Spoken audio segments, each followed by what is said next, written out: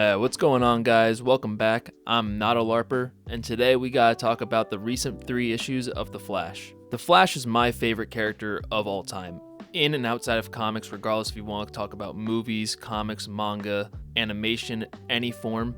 The Flash is my favorite character of all time, specifically Wally West. Barry, very close second, but I'm more of a Wally guy myself. My introduction to Flash comics was through the New 52, and then from there I read Rebirth, and then the Adams Run, and so on. And then I went back in time and read Wade, Jeff Johns, and so on. And the way I like to think of it is we were really spoiled in the 2010s and the very early 2020s, but recently for the past 2.5 years, we've really been struggling as Flash fans. With the movie being god-awful slop with Ezra Miller at the lead, and the TV show unfortunately ending in such an unsatisfying, terrible way, the comics haven't really been much better, at least in the past 2.5 years. Now, I want to point out that this is completely subjective. I was personally just not a big fan of Simon Spurrier's take on The Flash. But hey, there were a ton of people that enjoyed the cosmic horror aspects of The Flash that Simon Spurrier definitely leaned into. I just wasn't the biggest fan of it. Simon Spurrier was on the character for 25 issues, which is just over 2 years. And then directly after his run, we got Mark Waid returning for The Flash. His return was always intended to be very short, as he was only put on for a filler arc. And considering the legacy that Waid left behind on the character, we were very hopeful that this would be a really good story, but in the end, it didn't really turn out how many people want it to, including myself. This filler arc kind of felt like Waid didn't know what's been going on in The Flash for the past 30 years. The characters just kind of regressed back to their state on how they were in the 90s and neglected all of the character development since then. So needless to say, we Flash fans were hungry for a new creative team. And fortunately, we got it in the form of Ryan North and Gavin Goodry. Ryan North has previously written books such as Adventure Time, Squirrel Girl, and is also currently writing the new Fantastic Four issues, which is widely regarded as one of the best, if not the best, current Marvel title going on right now. So seeing this team on the book gave Flash fans a light at the end of the tunnel. And finally, when we got to the introductory arc of Ryan North's Flash run, we were blessed to see that it was actually quite good.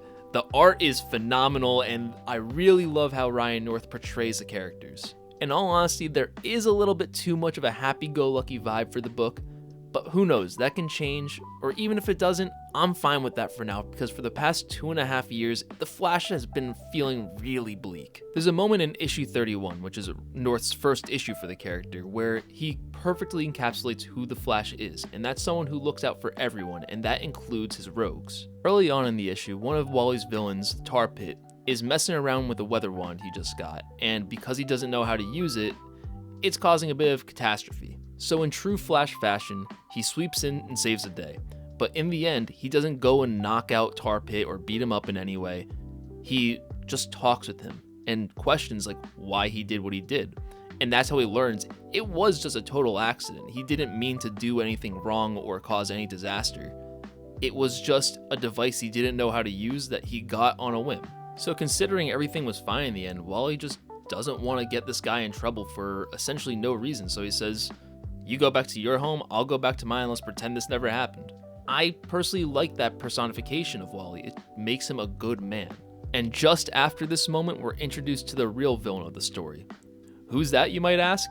The best villain we've seen in quite a while, and that's just simply the stupidity of humanity. See, the overarching plot of this story is that there's an anonymous donor who gives out $10,000 every 24 hours to whoever uploads the best footage of them being saved by the Flash. So now, all day, every day, there are people throughout Keystone and Central City that stand in front of trains or buses or jump off buildings while recording themselves in hopes that the Flash will save them.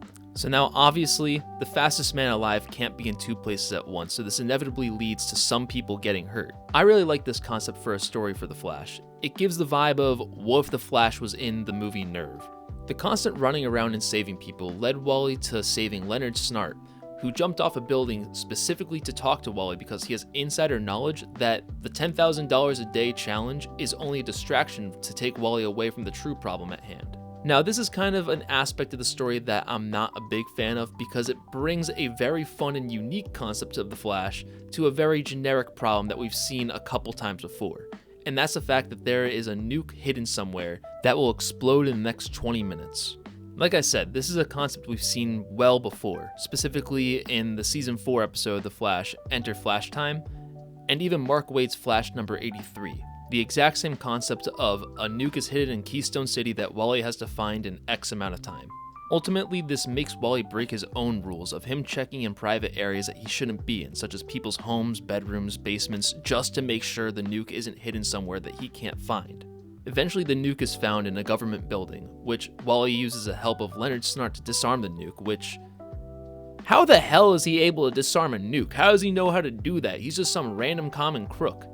Whatever, doesn't matter. The plan all along was for the nuke to go off and irradiate gold in the building, making it valueless. And then they finally pinpoint the identity of the anonymous donor all along, and that's a businessman named George Stebbings. I really like the creation of George Stebbings because it gives Wally and the Flash as a whole a businessman villain, which we haven't seen before for the character.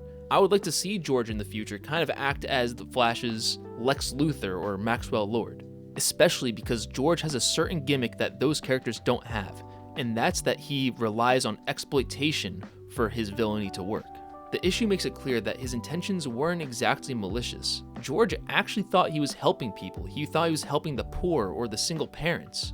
But Wally says exactly what we're all thinking. Man, if you want to help poor single parents, George, then help them. Because exploitation fucking sucks. Now, reading this part specifically rang a certain bell in my head. Made me remember a certain show that I know is well hated. And that is Beast Games, a show that relies on the exploitation of people breaking their morals and breaking their own rules in order to win a grand prize of $5 billion! Now, I can't prove it, but I just have to imagine that this is Ryan North's answer to Mr. Beast as a whole. And not just Mr. Beast, I'm also thinking of influencers that go around recording themselves giving money to homeless people or poor people, where it makes you question, are they this kind when there's not a camera recording them? Because why can't people just be good without getting praise for it? Because as Wally says, if you want to help poor single parents, then help them. I really like how North portrayed Wally in this story because this is exactly how I would like to see Wally in the future. And I'd like to see George Stebbings return in the future for his gimmick of exploitation for business. Now, before I wrap everything up, there is one thing I want to mention that I didn't really like, and that's an addition of Wally's new power, Flashes of Insight. Or essentially, Wally just being able to see the future however and whenever he wants. This power still seems to be in its infancy, but I fear that it's going to be developed and overpowered in the coming issues. The last thing we need to do is give the Flash more power because he's already essentially a god of a character. But most importantly, it kind of goes against the message of my favorite Flash issue ever written, and that's Flash number 91 by Mark Waid. In this issue, Max Mercury gives Wally a teaching moment, saying that he can't save everyone because there's always something somewhere going on that he doesn't know about, so he can't burden himself with the blame of not helping someone he didn't know needed help. Now, this specific issue comes right after a story where Wally was in court for negligence on saving someone, and at the time, Wally was feeling the weight of the situation and the blame of everything. So personally, I just don't really want to see this power develop in the future because I feel like this power alone destroys the emotional impact this story had. And once again, the last thing we need is the Flash to gain more powers. But anyways, I'm very hopeful for the future of this run. I really love Ryan North on the character, and Gavin Goodry is honestly top 5 Flash artists I've ever seen. Overall, I think I'd give this story a 9 out of 10. It's not exactly the most creative thing in the world, but it's a damn good breath of fresh air, with a very promising future. Anyways, that's all I really need to yap about, so let's go Knicks.